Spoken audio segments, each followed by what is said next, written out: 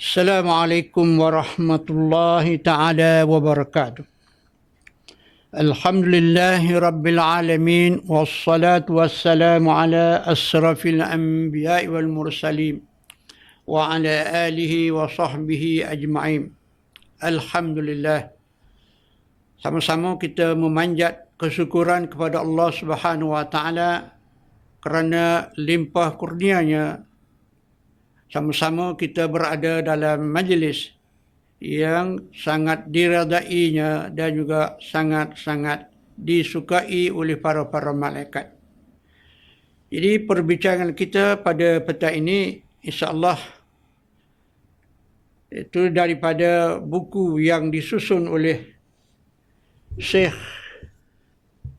Ibn Hajar Al-Asqalani dan yang diterjemahkan oleh Syekh Muhammad Nawawi Al-Bantani, seorang ulama yang tersohor di Nusantara, dan beliau adalah salah seorang daripada tenaga pengajar dan pernah menjadi imam di Masjid Al-Haram Makkatul Mukarramah.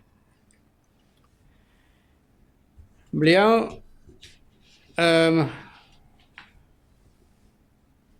menamakan atau menjodolkan buku ini dengan Nasaihul Abad, nasihat yang memberi manfaat yang abadi, yakni sepanjang masa kepada umat manusia yang ingin mencari keredaan Allah, yang ingin mendapat kebahagiaan di dunia dan di akhirat.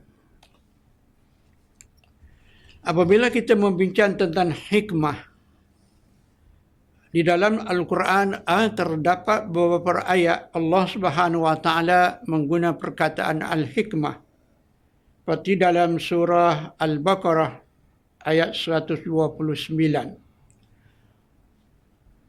Bismillahirrahmanirrahim, wa yu'allimukumul kitaba wal hikmah wa yuzakkihim. Dan diajarkan kamu Alkitab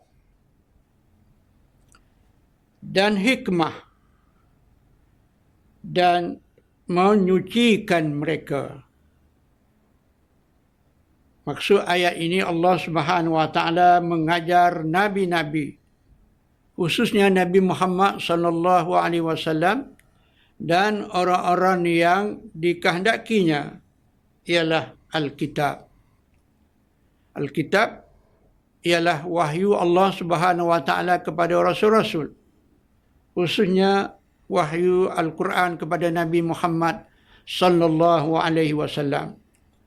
Dan juga Allah Subhanahu wa taala beri kepada nabi-nabi, khususnya Nabi Muhammad, ialah al-hikmah.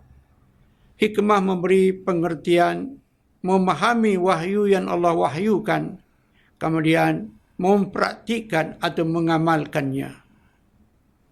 Kemudian dengan kitab dan hikmah, maka manusia dapat menyuci hidupnya, mensejahterakan hidupnya, dan membersihkan segala kelakuannya daripada segala kekejian dan keburukan.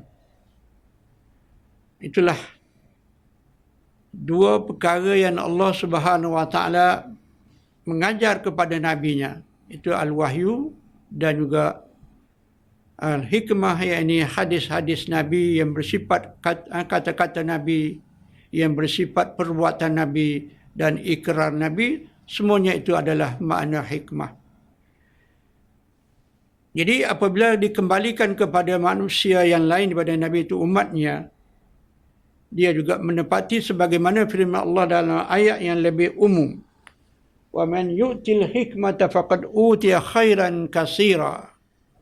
Surah Al-Baqarah ayat 269.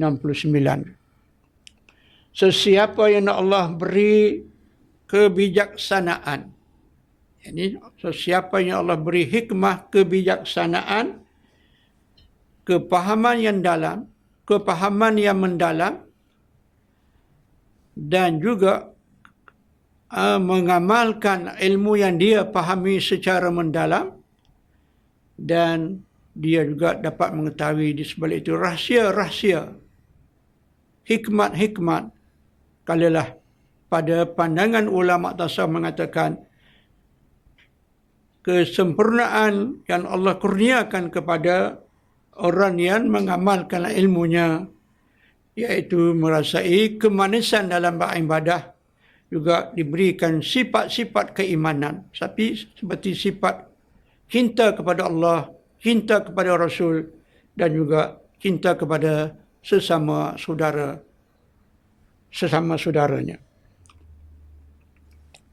Di dalam Al-Quran juga Allah Subhanahu Wa Taala kadang-kadang menggunakan perkataan ulul albab, itu orang yang diberi akal fikiran yang sangat cerdik, yang sangat waras, iaitu yang benar-benar dapat memahami wahyu Allah Subhanahu Wa Taala dan mengamalkannya dan dengan penuh keyakinan dan ikhlas kepada Allah Subhanahu Wa Taala.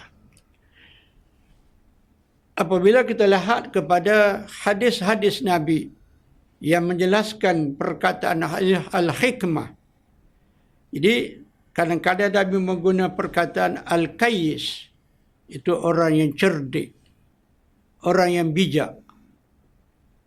Ini dikatakan ia menghuraikan makna hikmah yang dimaksudkan dalam Al-Quran, ataupun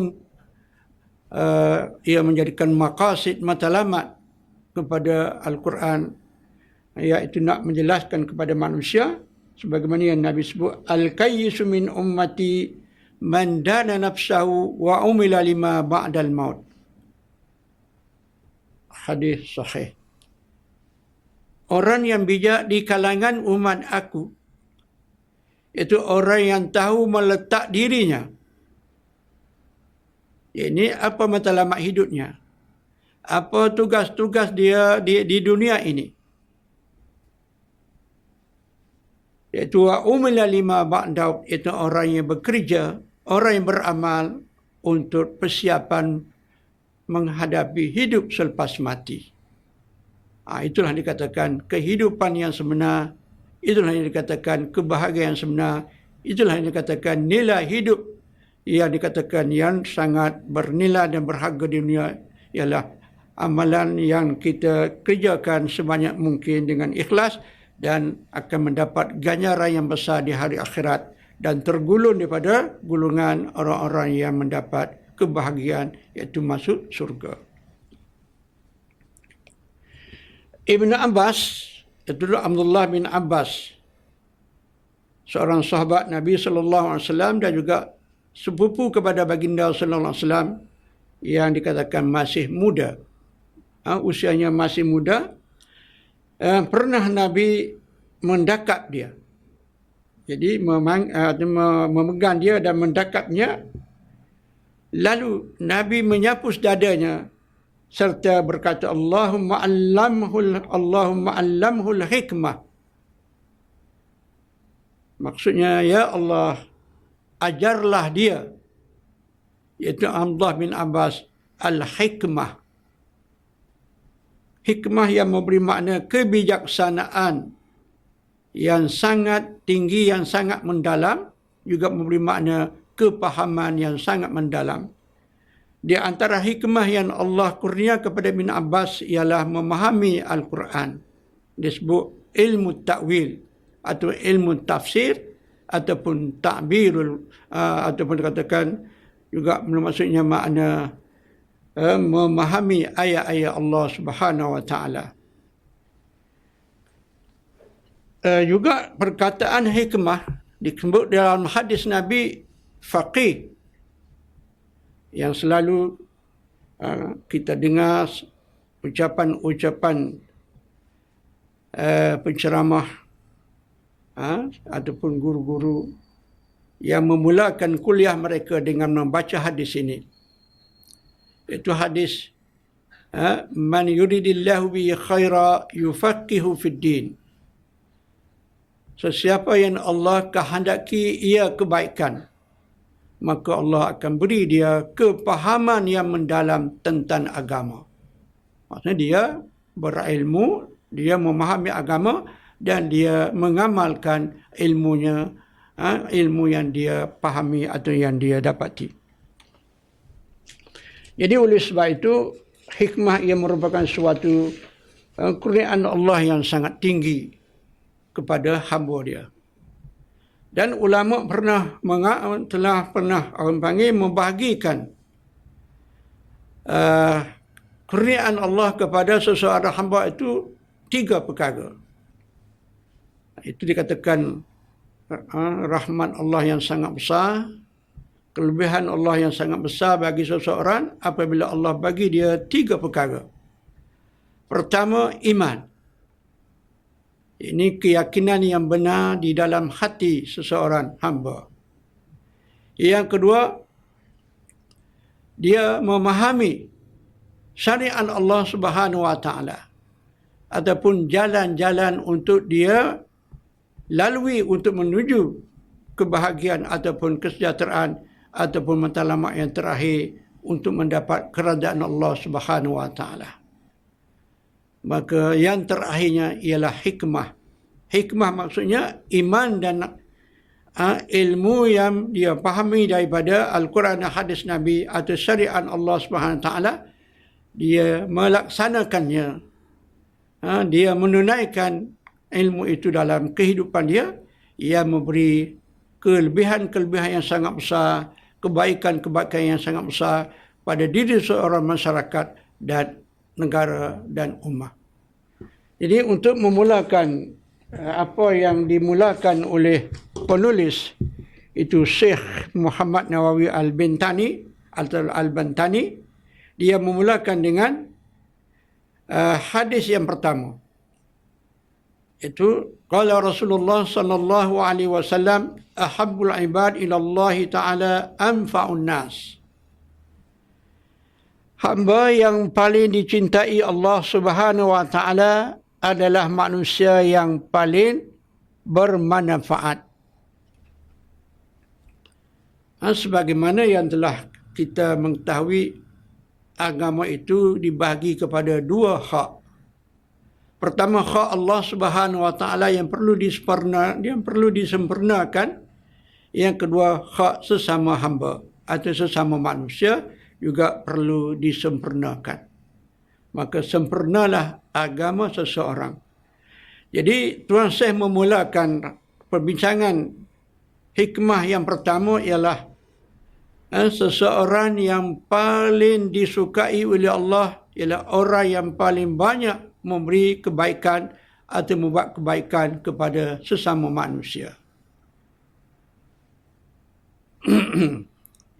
Di kebaikan sesama manusia merupakan suatu hak yang sangat besar yang perlu ditunai, dan dikatakan di antara sebab yang besar seseorang dapat masuk surga apabila dia dapat menunaikan hak kepada sesama manusia setelah dia menunaikan hak terhadap Allah Subhanahu wa taala. Kemudian dia membawa hadis yang kedua, wa afdalul amal idkhalus surur ala qalbil mu'min yatrudu anhu jaw'an aw yakshifu anhu karban aw yaqdi lahu daina. Dan amal paling utama adalah menyenangkan hati orang mukmin, misalnya dengan cara menghilangkan kelaparan, membantu kesusahan ataupun melunasi utannya ataupun melupuskan utannya. Jadi daripada hadis yang kedua ini lebih jelas lagi apa saja perkara yang kita buat yang menyukakan saudara kita, yang menyenangkan saudara kita, ataupun yang memberi makna membantu dan melepas kesusahan saudara kita, ia merupakan seabdal amalan. Dan pernah dalam hadis yang lain Rasulullah SAW menjelaskan seorang yang keluar daripada rumahnya menuju ke suatu tempat semata-mata untuk menolong saudaranya yang menghadapi kesusahan atau dalam keadaan kesusahan, maka khidmat dia, pertolongan dia, kesusahan yang dia lakukan kepenatan yang dia lakukan kerana nak melepaskan kesusahan saudaranya yang saudaranya hadapi, maka pahalanya lebih besar daripada 40 hari berantikaf di masjid Nabi sallallahu alaihi wasallam. Hadis riwayat At-Tirmizi. Kemudian Tuan Syekh ini membawa lagi hadis yang ketiga, iaitu wa khaslatani la syai'a ahbasu minhuma. Dua hal paling hina. Ini yang merupakan kesimpulan kepada hadis yang di atas yang menjelaskan dua hak yang perlu ditunai oleh seseorang manusia atau oleh hamba kepada Allah, kepada Tuhan, iaitu Allah Subhanahu wa taala. Disebut di sini dua sifat yang tidak ada lagi selain pada dua sifat ini yang lebih buruk, yang lebih dibenci oleh Allah Subhanahu wa taala. Yang pertama, asyirku billah, ialah menyekutukan Allah. Ini yang dikatakan asyirku zulmun azim. Syirik adalah dosa yang paling besar. Sebab manusia sudah orang panggil mengkhianati atau telah orang panggil mengabaikan hak yang wajib ditunai oleh seseorang hamba, iaitu meyakini Allah Subhanahu wa taala sajalah yang memiliki segala kesempurnaan. Allah lah sahaja yang bersifat dengan segala sifat yang sempurna. Allah lah sahaja yang memberi makhluk ini segala kenikmatan dan segala kemudahan yang dengan rahmat dan kurnia-Nya. Itu yang dikatakan sifat yang paling dibenci atau yang paling besar kemuliaan Allah Subhanahu wa taala. Ulama membincangkan tentang syirik ini, sama ada syirik yang merosakkan akidah, syirik yang merosakkan amal ibadat, ataupun syirik yang dikatakan antara yang membawa kepada kekufuran dan juga membawa kepada makna kelemahan iman dan dosa. Yusuf Qaradawi membahagikan syirik itu kepada tiga. Syirik yang merosakkan akidah, syirik yang membatalkan pahala amalan, dan syirik yang menunjukkan kelemahan iman dan dosa yang sangat besar. Seperti melakukan perkara-perkara yang kharafat, perkara-perkara yang bid'ah. Kemudian Tuan Syekh ini menyebut wad-darru bil muslimin, dan menimbulkan mudarat bagi muslim. Ini dikatakan dosa yang sangat besar, kezaliman yang sangat besar, apa saja kemudaratan, keburukan yang dilakukan oleh seseorang terhadap saudara muslim dan juga sesama manusia, sangat besar dosanya, sangat dimurkai oleh Allah Subhanahu wa taala. Jadi kesimpulannya, apabila seseorang itu dapat menyempurnakan dua hak ini, maka dia berhak mendapat rahmat Allah di hari akhirat. Maka dia berhak mendapat keampunan Allah Subhanahu wa taala di akhirat, dan dia dijanji dengan balasan surga insya-Allah. Oleh itu sama-samalah mengambil perhatian tentang perkara yang paling penting dalam hidup kita, ialah menjaga iman dan akidah kita. Sebab itulah dalam hadis yang lain Nabi SAW bersabda, jaddidu imanakum biqauli la ilaha illallah. Hendaklah kamu perbarukan iman kamu dengan mengucap kalimah la ilaha illallah. Sebab dalam hadis itu juga disebut al-iman yubli kama yublis saw. Iman itu akan kotor, akan luntur sebagaimana pakaian kamu. Maka kalau pakaian kita perlu kita bersih, perlu kita suci, maka apatah lagi iman kita.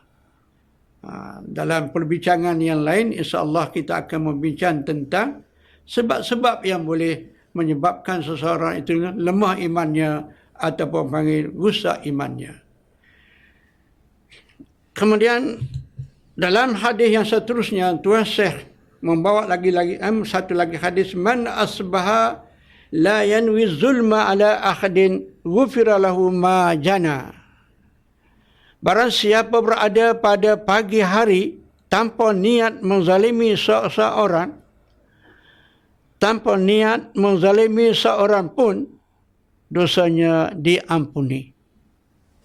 Ini orang panggil niat orang beriman itu sangat besar. Cita-cita orang beriman itu sangat besar di sisi Allah Subhanahu Wa Taala. Jadi sesiapa yang berpagi-paginya yang tidak ada sedikit pun keinginan dia, kemahuan dia, cita-cita dia untuk menzalimi sesiapa, maka Allah telah menjanjikan keampunan.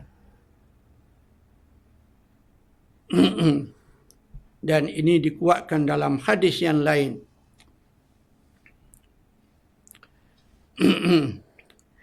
Itu man asbaha yauman, sesiapa yang pagi-paginya, maksudnya bangkit daripada tidur, atau hari-hari yang bermula atau yang dia mulai hidupnya dengan tidak ingin menzalimi sesiapa, tidak ingin menyusahkan sesiapa, sebaliknya dia bercita-cita untuk membuat kebaikan kepada seseorang dengan sedaya upaya dan semampunya. Dan akhirnya Tuan Syekh membawa lagi satu hadis, wa man asbaha yanwi nasratul mazlum wa qada'i hajatil muslim kanat lahu ka ajri hajjatin mabrur.